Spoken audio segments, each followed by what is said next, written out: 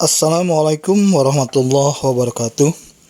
Bapak dan Ibu yang terhormat, berikut ini adalah informasi tentang tujuan, manfaat, dan laporan asesmen nasional, melengkapi informasi sebelumnya tentang komponen asesmen nasional, asesmen kompetensi minimum literasi membaca, asesmen kompetensi minimum literasi numerasi, dan survei karakter dan survei lingkungan belajar.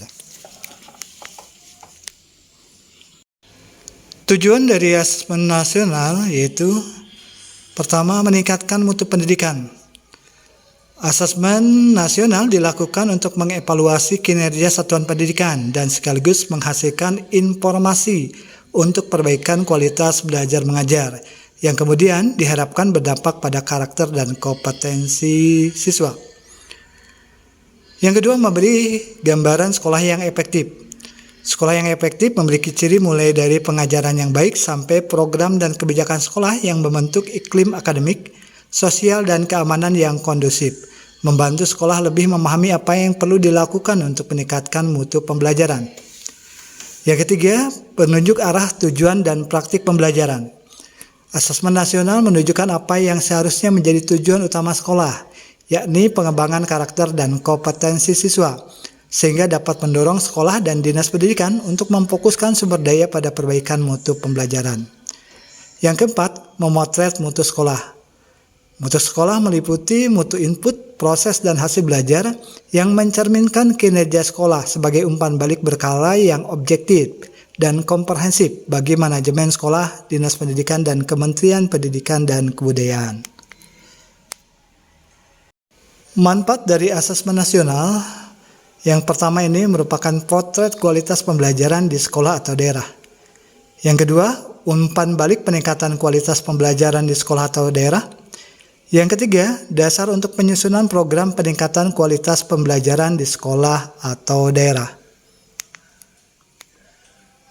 Pelaporan hasil asesmen nasional dielaborasikan dengan sumber data lain menjadi profil atau rapot pada level satuan pendidikan dan atau daerah, provinsi, kabupaten, atau kota, tidak untuk laporan individu peserta didik. Asesmen nasional, asesmen kompetensi minimum literasi membaca, ini rata-rata sekolah literasi teks, persentase murid yang memiliki tingkat literasi membaca di atas standar minimum. Asesmen kompetensi minimum literasi numerasi, ini rata-rata skor numerasi persentase murid yang memiliki tingkat numerasi di atas standar minimum. Survei karakter, ini merupakan indeks karakter murid yang menggambarkan profil pelajar Pancasila. Dan survei lingkungan belajar, ini adalah indeks mutu pembelajaran, indeks perbaikan pembelajaran, indeks keamanan satuan pendidikan, indeks inklusivitas satuan pendidikan, dan indeks pelibatan warga sekolah dan masyarakat. Hasil asesmen nasional 2021 digunakan sebagai pertama, pemetaan awal atau baseline mutu sistem serta penyetaraan hasil belajar bagi peserta didik program kesetaraan. Pemetaan mutu sistem pendidikan bahwa hasil asesmen nasional 2021 tidak digunakan untuk menilai prestasi murid ataupun kinerja guru dan sekolah. Laporan hasil asesmen nasional 2021 diberikan kepada guru dan sekolah sebagai alat untuk melakukan evaluasi dan perbaikan pembelajaran. Murid, orang tua, guru, dan sekolah tidak perlu cemas dan tidak perlu melakukan persiapan khusus untuk menghadapi asesmen nasional. Untuk ujian penyetaraan, khusus untuk program pendidikan kesetaraan, asesmen nasional memiliki fungsi ganda, yaitu sebagai alat pemetaan mutu dan ujian penyetaraan hasil belajar bagi peserta didik yang memerlukan. Yang digunakan sebagai ujian penyetaraan adalah AKM literasi dan AKM numerasi. Pelaporan asesmen nasional, laporan pada level daerah sebagai alat refleksi diri pemerintah daerah. Laporan pada level sekolah sebagai alat refleksi diri sekolah. Laporan hasil asesmen nasional tidak untuk individual siswa. Laporan hasil asesmen nasional tidak untuk meranking sekolah. Berikut adalah contoh laporan hasil asesmen kompetensi minimum. Hasil numerasinya misalnya 55, 25, 15, dan 5. Kemudian hasil literasi membacanya 30, 40, 20, dan 10. Hasil numerasi 55, 25, 15, dan 5% di situ artinya bahwa 55% itu siswanya perlu intervensi khusus. Kemampuan numerasinya siswanya perlu intervensi khusus.